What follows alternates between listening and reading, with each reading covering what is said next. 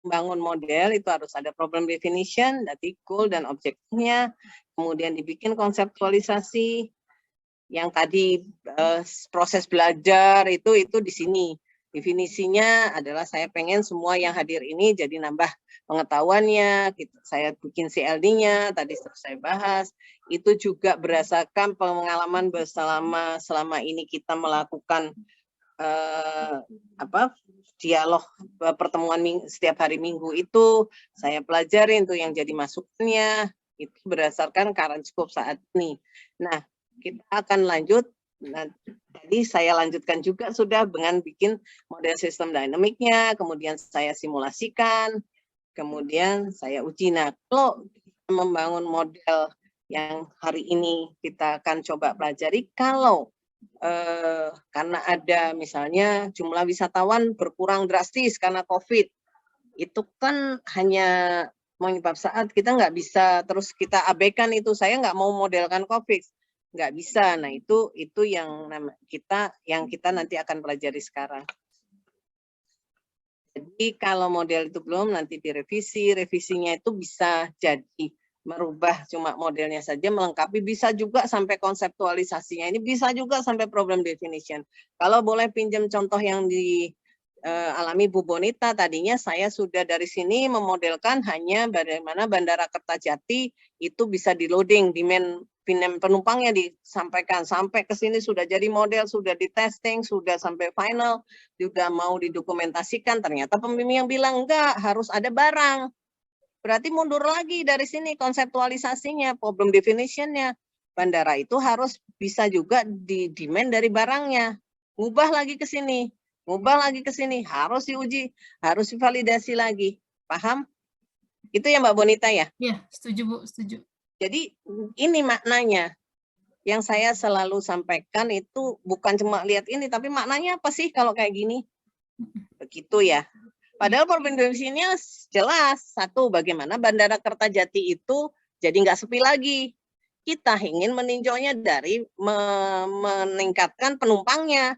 Segala macam driver dari ini. Tapi ternyata pembimbing menginginkan juga selain penumpang, juga barang. Sebagai bandara kargo gitu. Saya tadinya berasumsi karena Kertajati itu kan ber-AC segala macam ya untuk penumpang karena desainnya tidak untuk barang. Kalau barang kan cukup parkiran buat kontainer, terus ya cukup conditioning yang seperti itu, terus layanannya cepat. Itu. Nah, setelah itu model diuji.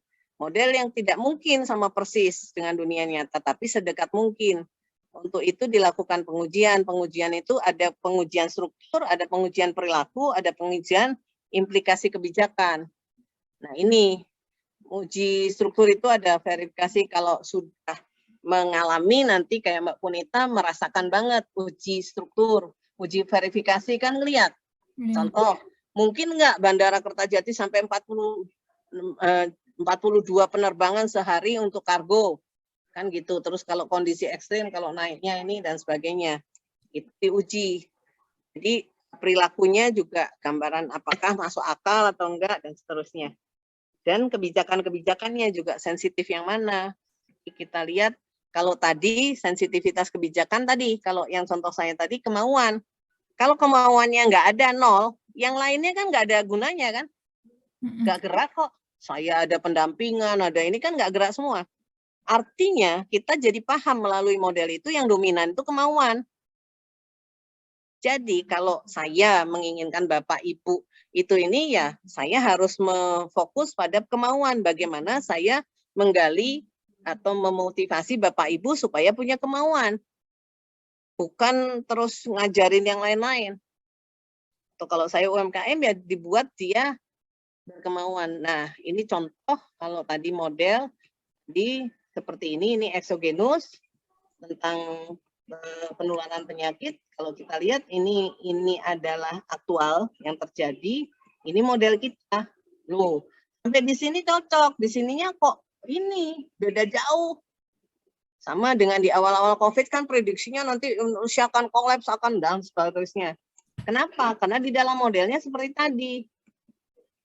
ininya exogenus, nggak dipengaruhi siapa-siapa. Dalam realitanya dengan adanya TV, media ini ada pemahaman tentang social distinction. Seperti sekarang penyakit mulut dan kuku ya, apa? Kan mungkin kita ngurangin beli daging ya. Ya, Bu. Ya ada safer practice-nya. Gitu. Jadi ini yang harus dimasukkan begitu ini. Jadi ini yang maksudnya kalau dengan model sistem dinamik yang diubah bukan angkanya yang dimasukin diulik-ulik, tapi strukturnya yang ditambahkan. Tambahkan struktur ini. Social distinction sama safer practice sama media attention. Paham? Dari yang tadi. Bedanya yang kok tadi, yang ini. Nah, ini doang. Nggak ada safer, nggak ada media. Nah, yang ini ditambah. Paham? Jadi ini jadi endogenus.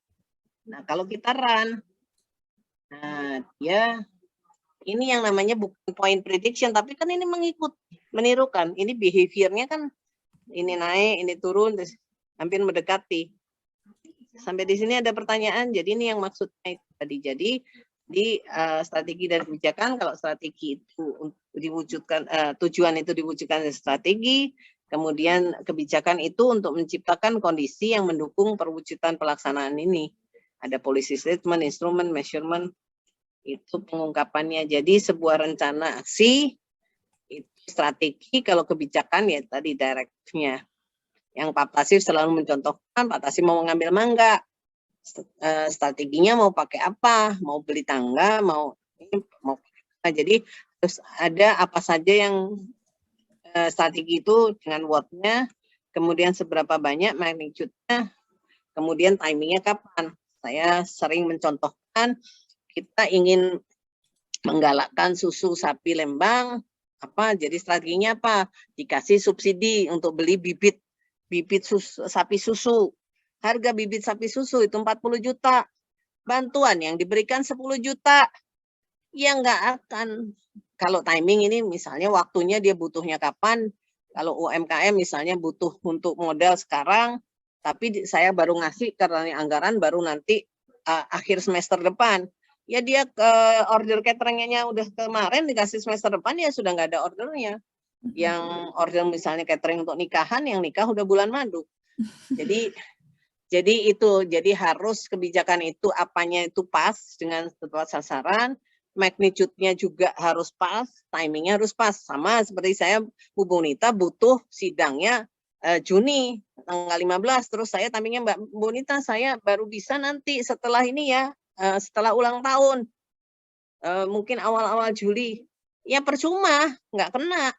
Paham? Jadi maksudnya tadi.